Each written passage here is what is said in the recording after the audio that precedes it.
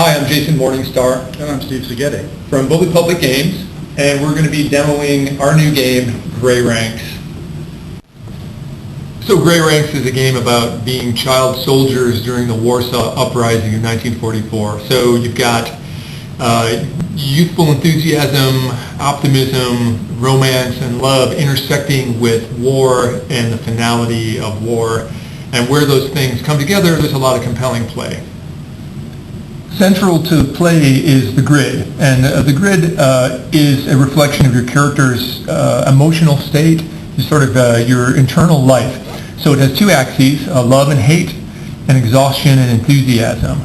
And your position on the grid is sort of a flag to tell you where your character's heading. Each grid position has a die size associated with it, going from D12 all the way down to D4. And where these axes intersect in the corners, you've got love and enthusiasm creating martyrdom, and on the opposite end, you've got exhaustion and hate creating suicidal depression. So your position on the grid is very important because it provides the die size. You're going to get 2 dice over the course of each chapter in the game, but you're also going to use that to sort of give you guidance as to what's happening with your character's emotional life. For the purposes of the demo, Steve, I'm going to start you over here in the nervous breakdown corner, and I'm going to be down here close to the intersection of enthusiasm and hate. Okay, the first thing we have to do is pick a character for you. Okay. So there are 2 characters to choose from for the demo. There's Jadwiga. Jadwiga is 17 years old. She's from Old Town. The thing that she cares about most in the world is her country, and the symbol of that is her father's Medal of Valor. She has a reputation as being pretty world-wise and also kind of obvious. And the other character is Janek. Now, Janek is younger. He's 15 years old. He's from Mokotów, which is sort of a blue-collar district of Warsaw. The thing he cares about most in the world is the city. Warsaw is his town. He knows every alley, every nook and cranny. And the symbol of that is the Prudential Building, which is the tallest building in Poland. He's got a reputation as being impulsive, but also a little charming. So which of those 2 do you want to play, Steve? I think I'm going to take Janek. Cool, you're playing Janek. Now, if you look at him, you'll notice that some of the, he's got some one-time resources. So he's got stuff here that he's already checked off because we're starting in Chapter 7 of a 10-chapter game. So he's already used some of the dice associated with his reputations. And also some dice associated with the thing you hold dear.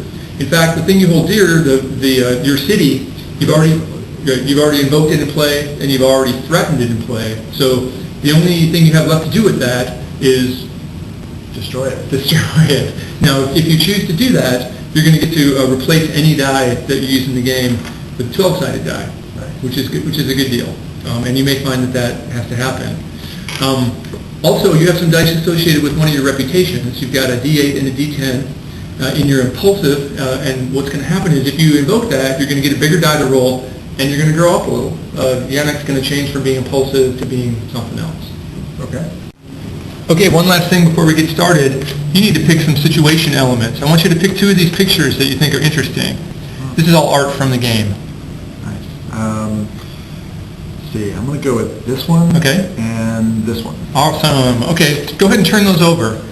And there's some stuff on the back here that hopefully you can use to sort of inspire your play. What do we have? An overturned Warsaw municipal tram car. I want to keep you safe. Okay. Sewers beneath the Prudential Building. Hey, that's a good one for you. And your mother in harm's way. That's cool. Now these are, the neat thing about the situation elements is that the game doesn't assume that you know anything about the Warsaw Uprising or World War II, so it actually provides these, and they're based on your position on that grid we looked at, and it gives you some sort of story meat to use in the game. So the game is organized into 10 chapters, and we're going to be playing Chapter 7. And in each chapter, every player gets 2 scenes. You get a personal scene and a mission scene. Personal scenes are introspective. They're about things that your characters want in terms of goals, dreams, ambitions. Mission scenes are tactical. They're all about accomplishing an actual mission related to the uprising. And we're going to do one of each. But you get 2 dice per chapter, 1 for each of your 2 scenes. One of them is based on your position on the grid, so for that you're going to get an 8-sided die. And the other one always starts out as a 4-sided die, and that one comes from your reputation. So your reputations are going to influence the dice you get because you have resources that you can burn from those reputations.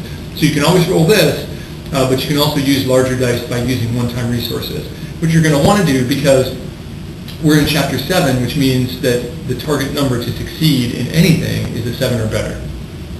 So that's not going to do it. No, that is not going to help you.